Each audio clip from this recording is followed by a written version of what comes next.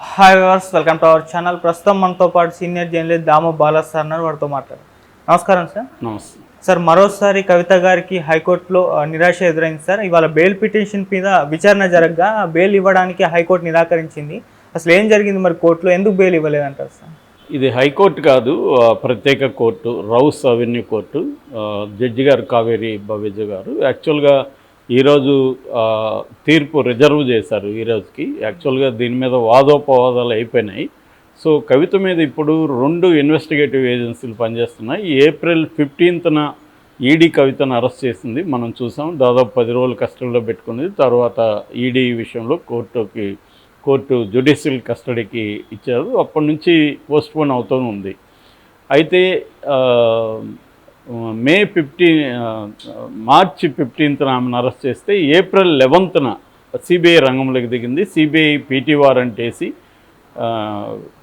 Prisoner in transit warrant అంటారు, PT warrant వేసి కవితను తాము అధీనంలో తీసుకొని 3 రోజులు కస్టడీలోకి తీసుకొని 3 రోజులు కవితను విచారించారు. సో ఆ కేసులో కూడా జ్యుడిషియల్ రిమాండ్కి పెట్టారు. సో ఈ 2 కేసులకు సంబంధించి 2 విడిగా బెయిల్ పిటిషన్లు కవిత తరపున అడ్వకేట్స్ రౌస్ అవెన్యూ కోర్టులో వేశారు. దాని మీద వాదనలు అంతా అయిపోయిన తర్వాత తీర్పు ఈరోజు రిజర్వ్ చేశారు 12 గంటలకు. సో తీర్పులో ఈమెకు రిజెక్ట్ చేస్తున్నాము అనేది చెప్పారు బెయిల్. సో ఇప్పుడు కవిత చాలా బాధపడుతున్నట్టుగా జైల్లో అర్థమైంది. ఎందుకంటే ఆమె ఇప్పుడు జైల్లో మనకు తెలిసిందే, జైల్లో ఎంత సౌకర్యాలు ఉంటాయనేది మనం అనేకసార్లు మాట్లాడుకున్నాం. పైగా ఈమె వేరే 2 మహిళా ఖైదీలతో కూడా ఉండాలి. చాలామంది అదే జైల్లో మహిళా ఖైదీలకు ఎయిడ్స్ లాంటి తీవ్రమైన జబ్బులు ఉన్నాయనేది కూడా మన వీడియోలో చెప్పుకున్నాం. రిపోర్ట్ కూడా వచ్చింది. సో అందువల్ల కవితకు జైల్లో అంత సేఫ్టీ కనబడలేదు. మామూలుగానే తిహార్ జైలు పేరుకి పెద్ద హై సెక్యూరిటీ జైలు, దేశంలోనే నెంబర్ 1 జైలు. కానీ అక్కడ లాస్ట్ టైము ఒక గ్యాంగ్స్టర్ని కూడా చంపేశారు, సో పబ్లిక్గానే. సో ఆ విషయంలో 80 మందికి పైన జైలు స్టాఫ్ని కూడా సస్పెండ్ చేసింది ప్రభుత్వం. సో అందువల్ల తిహార్ జైలు ఏమి గొప్ప బయటికి చెప్పుకునేంత సెక్యూరిటీ ఏం జైలు కాదు. సో మహిళా ఖైదీలలో కూడా చాలా తీవ్రమైన నేరాలు చేసిన వాళ్ళు, లేడీ డాన్లు, రకరకాల ఖైదీలు అక్కడ ఉండే అవకాశం ఉంది. ఏదేమైనా జైల్లో ఆమెకి ఇబ్బందులే ఉంటాయి. సో రెండోది ఏంటంటే, ఆమె ఆల్రెడీ మధ్యంతర బెయిల్కి కూడా ట్రై చేసింది తన చిన్న కొడుకు ఎగ్జామ్స్ కోసం. రెండవది తను స్టార్ క్యాంపెయినర్ కాబట్టి తన అవసరం ఉందని అదొక యాంగిల్లో కూడా ట్రై చేసింది. దాని తర్వాత కొన్ని మహిళాపరమైన ఆరోగ్య సమస్యలు ఉన్నాయని కోర్టుకి తీసుకెళ్ళింది. కానీ ఇవేవి కూడా కోర్టు పరిగణలోకి తీసుకోలేదు. అట్లాగే ఇన్వెస్టిగేటివ్ ఏజెన్సీల మీద కూడా ఆమె అనేక ఆరోపణలు చేశారు.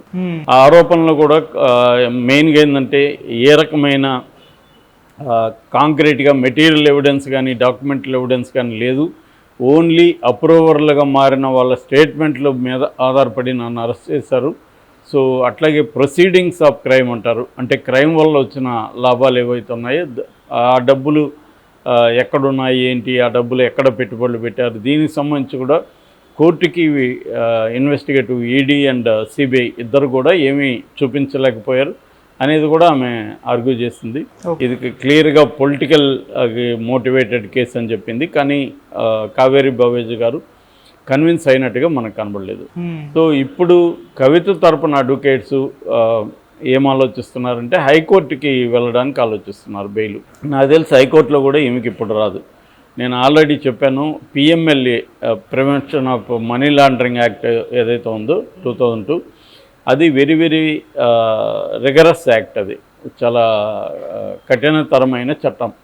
ఆ చట్టంలో బెయిల్ ఇవ్వాలంటే మాత్రం బర్డన్ ఆఫ్ ద ప్రూఫ్ అంటారు. అంటే నేరం చేశారా లేదా అనేది మామూలుగా అయితే ఐపీసీ సిఆర్పిసి కింద అయితే బర్డన్ ఆఫ్ ద ప్రూఫ్ అనేది ఇన్వెస్టిగేటివ్ ఏజెన్సీల మీద ఉంటారు. ఇప్పుడు నన్ను ఎవరైనా పోలీసులు అరెస్ట్ చేస్తే నేను నేరం చేశాను అని కోర్టుని కన్విన్స్ చేయాల్సిన బాధ్యత ఆ పోలీసులది ఉంటుంది. కానీ పిఎంఎల్ఏ చట్టం కింద నన్ను అరెస్ట్ చేస్తే నేను నేరం చేయలేదు అని ప్రూవ్ చేసుకోవాల్సిన బాధ్యత నా మీదే ఉంటుందన్నమాట. సో ఈ బర్డన్ ఆఫ్ ద ప్రూఫ్ అనేది అక్యూజ్డ్ మీద ఉంటుంది. సో కవిత ఇప్పుడు అక్కడ కోర్టులో నేను నేరం చేయలేదని ప్రూవ్ చేసుకోవాల్సిన అవసరం ఉంటుంది. అట్లాగే మామూలు బెయిల్ సంబంధించిన విచారణలో 15 నిమిషాల కంటే ఎక్కువ దాని మీద విచారణ జరపకండి అనేది సుప్రీంకోర్టు అనేకసార్లు ఇచ్చింది. అంటే ఒక మినీ ట్రయల్ లాగా చేయకండి అని. కానీ దీంట్లో మినీ ట్రయల్ లాగానే జరుగుతుంది. ఎందుకంటే పబ్లిక్ ప్రాసిక్యూటర్ ఎంతసేపు మాట్లాడినా కూడా కోర్టు టైం ఇవ్వాల్సి ఉంటుంది. అది సెక్షన్ 45 ఆఫ్ పిఎంఎల్ఏ కింద పబ్లిక్ ప్రాసిక్యూటర్కు ఉండే హక్కు. ట్విన్ కండిషన్స్ అంటారు. రెండవ కండిషన్ ఏంటంటే ఈ ముద్దాయి నేరం చేయలేదని కోర్టు నమ్మితేనే బెయిల్ ఇవ్వాలి, కోర్టు నమ్మాలి. అట్లాగే ముద్దాయికి బయటికి బెయిల్ ఇచ్చి బయటకు వదిలితే మళ్ళీ పోయి నేరం చేయరని కూడా కోర్టు నమ్మాలి. సో ఈ ప్రాబ్లమ్స్ ఉన్నాయన్నమాట బెయిల్. అందుకనే ఇప్పటికీ మనకి మనీష్ సిసోడియాకి బెయిల్ రాలేదు, తర్వాత జెట్ ఎయిర్వేస్ ఫౌండర్కి బెయిల్ రాలేదు. ఆయనైతే క్యాన్సరు, నా భార్య కొన్ని రోజుల్లో చనిపోతుంది, కనీసం నేను నా భార్యతో గడపడానికి నాకు బెయిల్ ఇవ్వండి, మధ్యంతర బెయిల్ ఇవ్వండి అని అడుక్కుంటున్నా కూడా ఆయనకి కూడా బెయిల్ ఇవ్వలేదు. ఆయన కన్నీళ్లు పెట్టుకొని నేను బతికి వేస్ట్, నేను చనిపోతానని కూడా అన్నాడు, అయినా కూడా బెయిల్ ఇవ్వలేదు. సో అంత రిగరస్ యాక్ట్ ఇది. అందుకని కవితకి నేను చాలాసార్లు చెప్పాను కవితకి బెయిల్ వచ్చే అవకాశం లేదని. ఒకవేళ సుప్రీంకోర్టులో కేజ్రీవాల్కి ఏమన్నా బెయిల్ వస్తే అది కూడా మధ్యంతరం ఇచ్చే అవకాశం ఉంది. ఎందుకంటే ఎన్నికల కోసం ఆయన్ను 2-3 రోజులైనా ఎన్నికల్లోకి ప్రచారం చేసుకోవడానికి అనుమతి కోసం మధ్యంతర బెయిల్ ఇచ్చే అవకాశం ఉంది సుప్రీంకోర్టు. అది కూడా గ్యారంటీ చెప్పలేం. ఎందుకంటే దాన్ని కూడా డైవర్ట్ చేయడానికి ఈడీ ఏదో ఒక టైం అడిగినా చాలు కదా, ఎన్నికలు అయిపోతాయి. సో అది ప్రాబ్లం. ఇక్కడ కేసీఆర్ కూడా ఇదే అసలు పెట్టుకున్నాడు. కవితకి ఈరోజు కానీ బెయిల్ వచ్చుంటే ఆమెను హుటాహుటిన తీసుకొని వచ్చి తనని స్టార్ క్యాంపెయినర్గా ఇక్కడ ప్రయోగిద్దాము, బీజేపీ ప్రభుత్వం ఎలా తనను వేధించిందో జనాలకు చెప్పడం కొంత సింపతి వస్తుందని కేసీఆర్ కూడా అనుకున్నారు. అందుకని ఢిల్లీలో అన్నీ రెడీగా పెట్టారు. పూచికత్తు అడిగినా ఏది అడిగినా ఇవ్వడానికి రెడీగా పెట్టారు. అయినా కూడా నిరాశ మిగిలింది, కవిత రాలేదు. కవిత అరెస్టు క్లియర్గా కేసీఆర్కి కూడా దెబ్బ అని చెప్పాను ఎన్నికల్లో. ఎందుకంటే ఆమె నేరం చేసిందని అందరూ కూడా నమ్ముతున్నారు. ఎవరితో మాట్లాడినా ఈ కుంభకోణం ఖచ్చితంగా జరిగింది, ఈమె ఇక్కడ తినేది సరిపోక ఢిల్లీలో కూడా పోయి తినడానికి వెళ్ళింది అన్న ఒక ఇది ఉంది తప్ప ఎవరికి సింపతి లేదు. అసలు సింపతి అనే ఎలిమెంటే కవిత మీద లేదు. సో అది చాలా మైనస్ బీఆర్ఎస్కి. కవిత అరెస్ట్ అనేది చాలా పెద్ద మైనస్. సో ఆ రకంగా ఈ బెయిల్ రిజెక్ట్ చేయడం అనేది కవితకు కానీ ఇటు బీఆర్ఎస్కి కానీ కేసీఆర్ ఫ్యామిలీకి కానీ చాలా పెద్ద దెబ్బ అని చెప్పాలి.